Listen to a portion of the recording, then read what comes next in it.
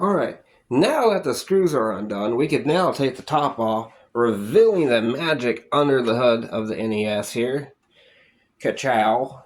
Now, we got to continue disassembly. We got to take out the RF shield and undo all this. Then we can lift the back up, and of course we got to pull the tray off, and then we can replace the 72-pin connector, this guy right here, with this brand new one I said we got off AliExpress for $2. You can't beat that. So, let's get started. Alright. So, we're going to remove all our screws here, and careful not to strip them. This one's going to be easier than last time. We're trying to take the top off because, I have a lot of light. I really need to get some light bulbs. I can fix my NES, but I can't change a light bulb. Anyways, enough about me. Let's continue our disassembly here. This one right here is a little tricky. These two right here by the power supply. Alright. You got this one right here. Don't forget by this one. By the voltage regulator.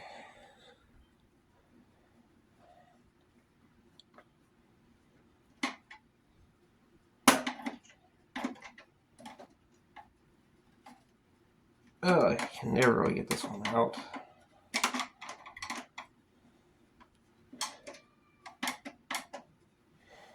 Alright, let's go and turn it around here. Get these. Now there are two screws in here that are different from the others. You gotta watch the placement of where those go. Because they're longer. They go on, well, when we get there, I'll really show you, but they're longer than the rest of the screws. So they could go through the pin connectors and to like the pegs underneath. The screw posts underneath.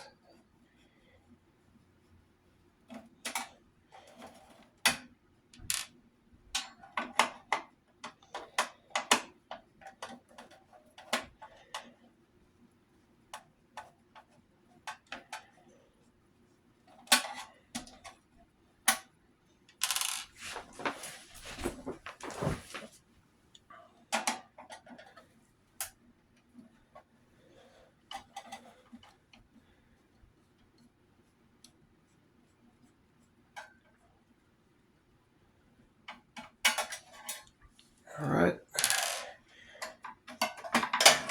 RF shield will come off. Alright. Now we got, let's see, 1, 2, 3, 4, 5, 6 screws to undo the tray to get to the 72-pin connector. We also got to undo this one right here because we got to lift the board up. I almost missed one.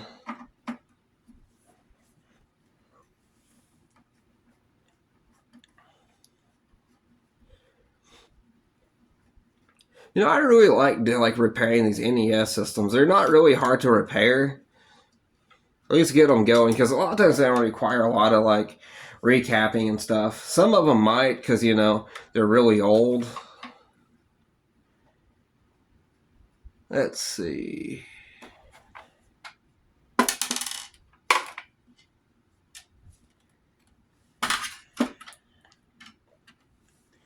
All right.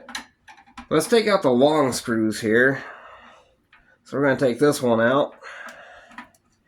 Now pay attention, it's a different color. I think this one's a still. But pay attention where these go right here. These go, these will go like through like the pin connectors, through the motherboard onto like the peg underneath. The brass ones just hold it further in. So make sure to separate your still screws and remember like the placement of where they went. Otherwise, you'll want to do like a half-ass repair.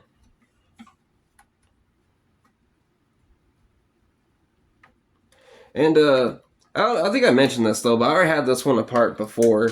I ended up having to like disable the lockout chip in it because it wouldn't read anything. Even after I put the new pin connectors in it.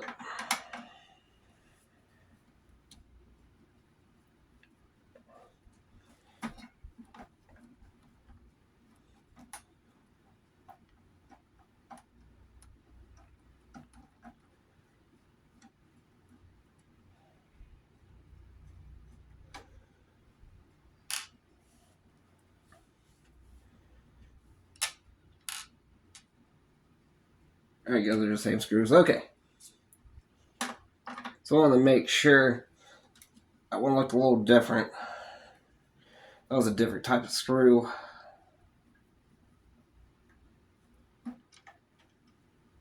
Now I like to completely like refurbish these, put like a whole new shell on it, and just have a completely like refurbished like modded NES. Well, modded in the sense that it's not an original shell. Oh yeah, I might want to take these out.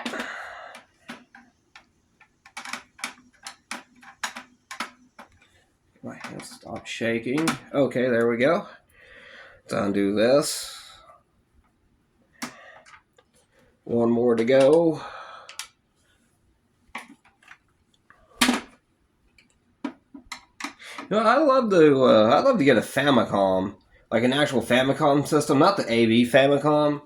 For some of my Japanese viewers out there, the AV Famicom, as you know it, used audio video cords instead of like the analog cords. Because on the original Famicom, it only puts out an analog signal. But the NES puts out an analog signal and AV. And this is before the AV Famicom. Alright, so we're going to take the tray off. Then we're going to take this off. Ka-chow.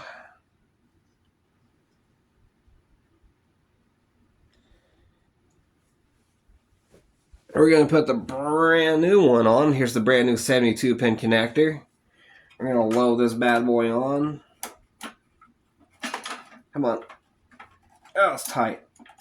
Oh, crap.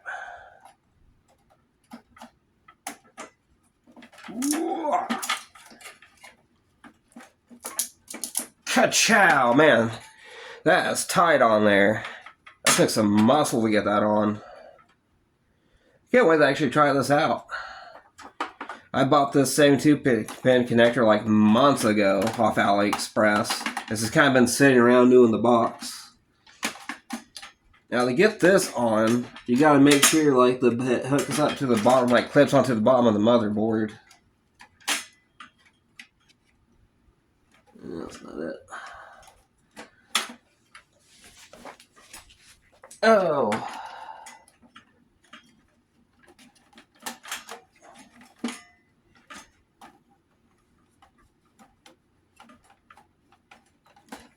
Huh. Okay. There's that. I gotta get her on here. So there's a little lip on the bottom of the board here. Well, on like the bottom of the tray that goes onto like the bottom of the board to hold it in place. Make sure to get that little lip in there. If you don't, when you tie this down, it's going to bow out and it's not going to fit in the case right. And by bow out, I mean the loading tray is not going to bow out. Well, the loading tray is going to bow and the top's going to sit right on it. Alright, now it's reassembly time.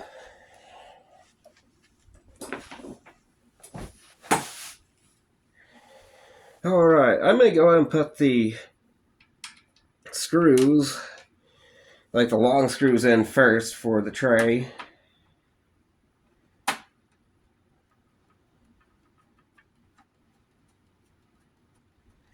Alright, so here's this one. Now you don't have to tighten it down really tight though, but I like to make sure it's in there good. So try not to over tighten it, otherwise you'll strip your screw post, which we do not want that. Because the most valuable part of this NES is the bottom. Like I said, because it's an early in-one bottom. Even though the motherboard doesn't match it, but you know, whatever. You have to take a W where we could take a W, you know.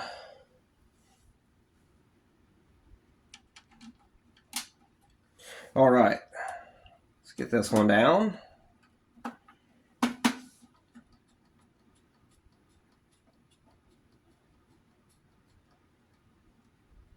Ka-chow, nice and tight. Let's go ahead and secure these screws into like the rest of the post for the 72-pin connector.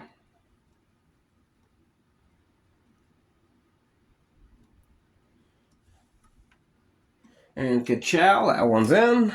Flip this to this side.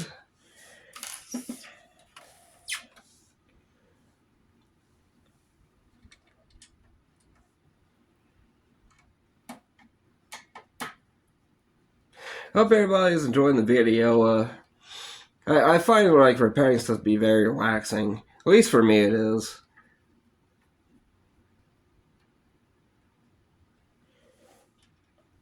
Because, you know, it shows that you take care of your stuff.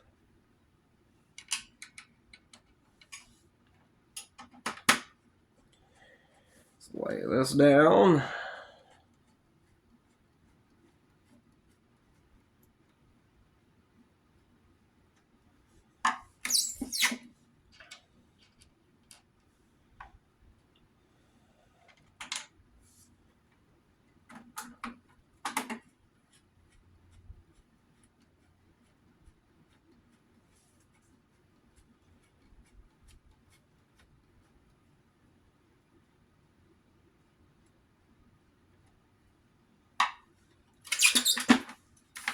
Alright, that appears to be all the screws for the loading tray here. I guess now we can put the RF shield back on it. We can continue reassembly.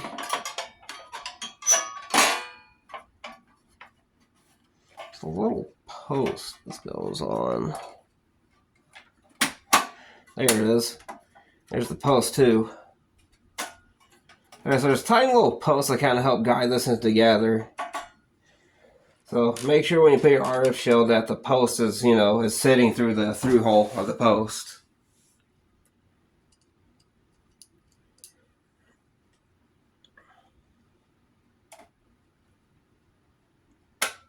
I feel like reassembly is faster than disassembly for some reason.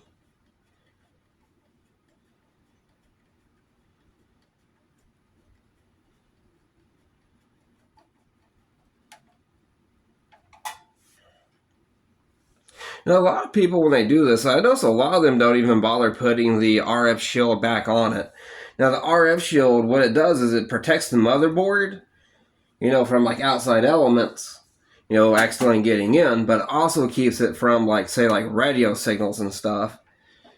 Because it'll pick up radio signals and it'll kind of alter the video, so destabilize the video a little bit if you don't have the RF shield on. So the video's not as stable. If you're not in the knowledge.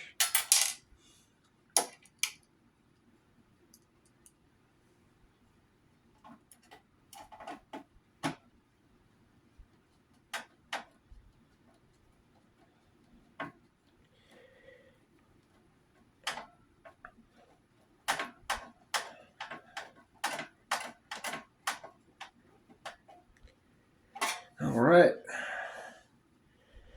We're going to flip it over this side. Continue our assembly. It's almost about getting time to put the correct top onto this system. I used to have a really nice, complete, untouched N1 system, but my mom's crackhead boyfriend, well now ex-crackhead boyfriend, stole it from me. I was really sad too. It really made me really depressed because it took me so long to find, you know, that system.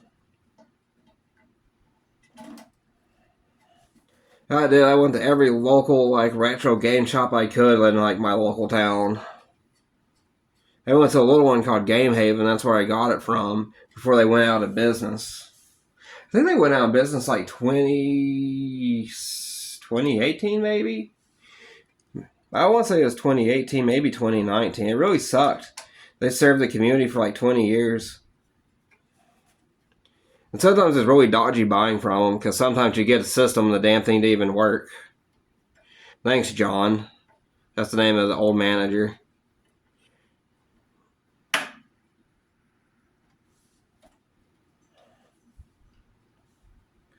Alright, now we gotta put the tricky one in, which is by the voltage regulator.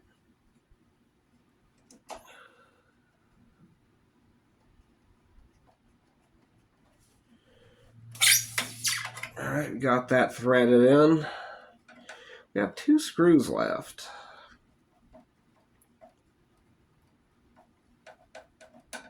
Let's drop our screwdriver while we're at it.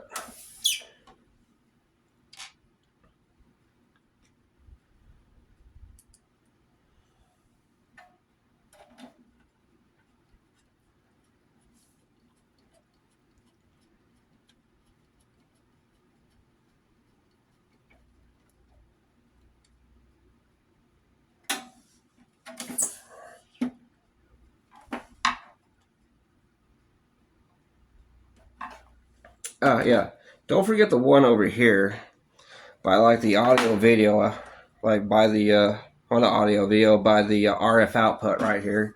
There's a screw right there.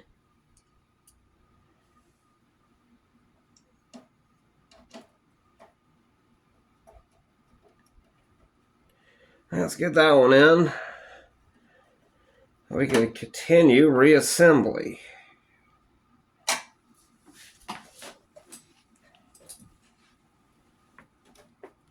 Alright, so this is what we got so far. It's pretty good. Now, as I was saying earlier, this top doesn't match the bottom of the system, which, you know, I got all my stickers on it, but, you know, whatever. And not only that, the door doesn't really sit flush on it, which is really annoying, as you can see. I think that's really annoying as well. But we're going to go ahead and put the correct smooth top on the system. So let's go ahead and put that on. We're going to flip it over where you got to pay attention.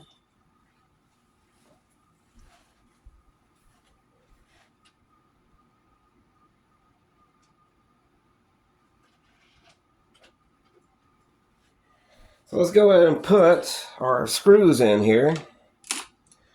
So we're going to put that one right there. Fill the bite. What you want to do is you want to back it out just a little bit until I can kind of feel it. Well, it feels like the screw jumps. So we're going to go ahead, thread that in now. I don't want to thread it too tight because I want to strip the screw post. So we're going to do that. I'm going to drop this one in.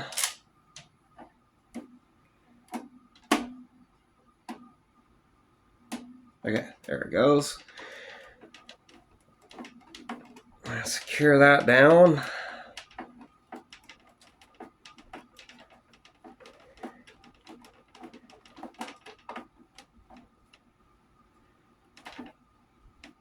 All right, nice and tight. We're going to do this side. Chop our screw down. Back it out.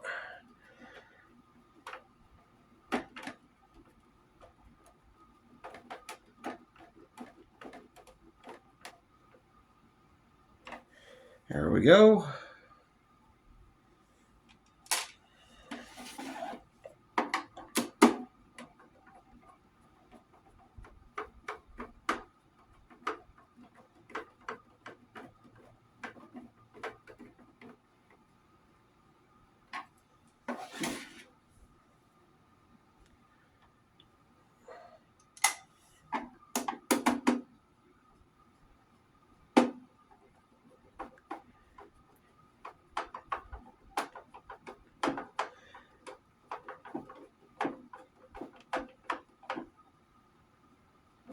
And there we go. Here's the final screw, and we're going to have a proper serial number N1 smooth top system.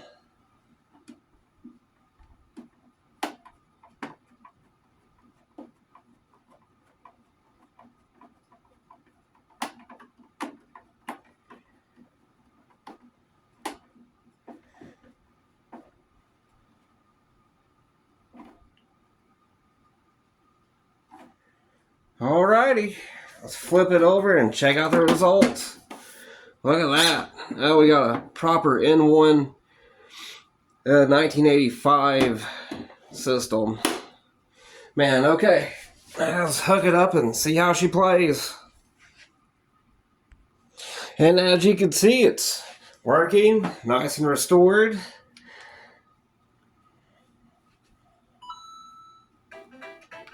Alright, good. We need that good refreshing. Go ahead and shut the lid on it. See, that new pin connector really works well.